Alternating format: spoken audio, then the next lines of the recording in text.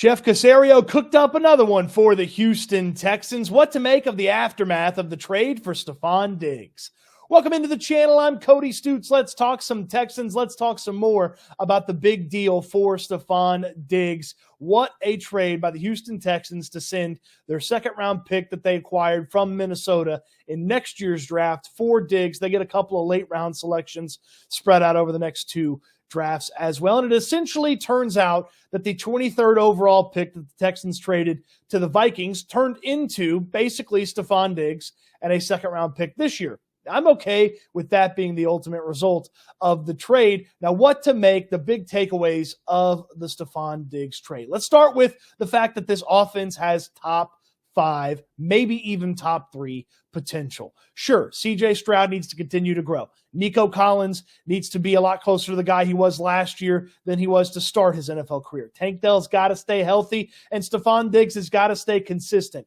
But those 3 wide receivers, you can't find me a 1 through 3 better than those 3. You can find some duos better than the top 2 that the Texans would put out there, but 1 through 3, you add in Noah Brown as a backup wide receiver, the potential to add to that room if they wanted to in the draft, or if John Mechie or Xavier Hutchinson got going as a young guy. There's a lot to like about that wide receiver room. And we're just talking about the wide receivers, not to mention the fact that Dalton Schultz is returning. He seems to be a very trusted member of the passing game by CJ Stroud. Joe Mixon is better than Devin Singletary, though I would like some depth behind him. This offense can get going. They are a matchup nightmare. The versatility continues with this wide receiver room. Diggs can play inside and outside. Collins, inside and outside. Tank, inside and outside. Brown, inside and outside. You see the point about how difficult it would be to align and match up with the Texans when they're doing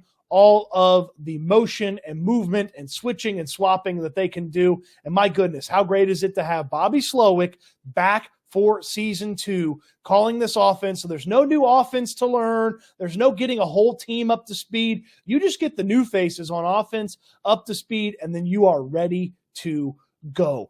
Firepower, firepower, firepower. You need some luck with health and the offensive line, but if you get that, this is going to be a unit that's going to put up a lot of points week in and week out in the National Football League. And yes, I understand that I'm betting on this offensive line that's been shaky, even with the massive amount of investments, but I feel good about 3 spots taken care of: left tackle Laramie Tunsil, right tackle Titus Howard, right guard Shaq Mason, as well as Juice Scruggs factoring into one of the other 2 positions, and a laundry list of options to fill in either at center if Scruggs is the left guard or left guard if Scruggs is the center. So you've got options along that offensive line. And sure, you need health luck. Every team needs health luck on offense to make sure they're hitting their potential. But that, to me, is the biggest takeaway from the Stefon Diggs addition, is that the Texans have top-end offensive potential. Now, the second part of that is the Texans believe in their culture. They believe that Stefon Diggs is going to fit in with this team. It has been important that the Texans find players that they really like and really want to coach. D'Amico Ryans talked about it when I visited with him at the owners' meeting in Orlando. He said, guys may want to play for the Texans. We have to want them to play with us. Diggs has not been always super happy in Buffalo. And you always get a little bit worried when a guy is unhappy in the midst of success.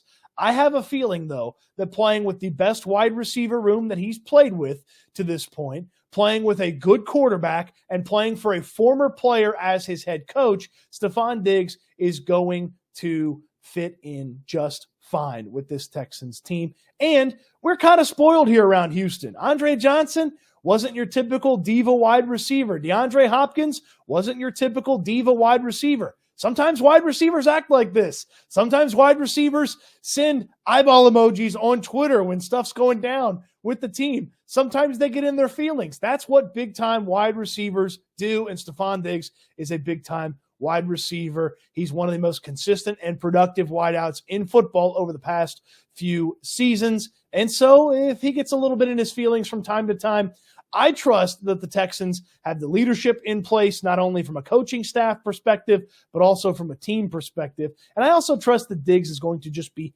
happier to be in the situation that he's going to be in with the Houston Texans. So while there is concern, certainly, I believe the Texans can take care of that concern with Stefon Diggs and his attitude that maybe needs to be adjusted or maybe just gets better because he's not in Buffalo anymore. The third big takeaway on this is if you wanted the money that the Texans freed up in a restructuring for Titus Howard to be spent on Nico Collins' extension, you can still extend Nico Collins. Stefon Diggs carries no guaranteed money after this season.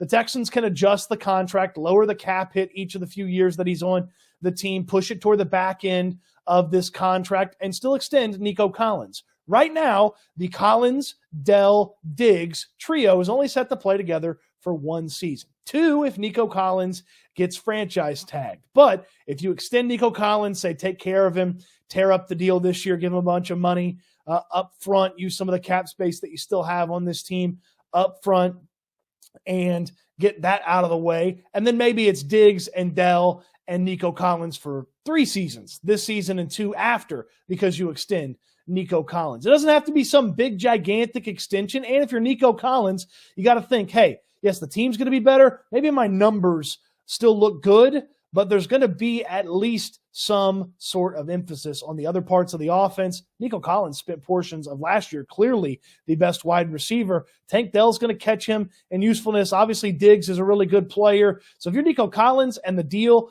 gets anywhere close to what you're comfortable with, it's worth taking that deal and putting together the next few seasons with the Texans at a high level. And oh, by the way, you take a shorter deal, things kind of run out, you can double dip. Not a lot of wide receivers get to double dip at the top of the market. Nico Collins could do that, but the Texans should definitely think and consider keeping Nico Collins, extending him. You lower the Diggs cap number with some contract gymnastics, and that gives you the money to pay Nico Collins. So Nico Collins fans, have no fear. If he wants to be here and the Texans want him to be here, they've got the money to do it. The final portion of this is Nick Caserio deserves yet again platitudes. A Michelin star, if you will, for what Chef Caserio has been cooking up here for the Texans. Going back to last offseason, think about where this team was a year ago. They had no premier pass rusher. They had no quarterback. They had question marks at the wide receiver position. They had question marks at the running back position.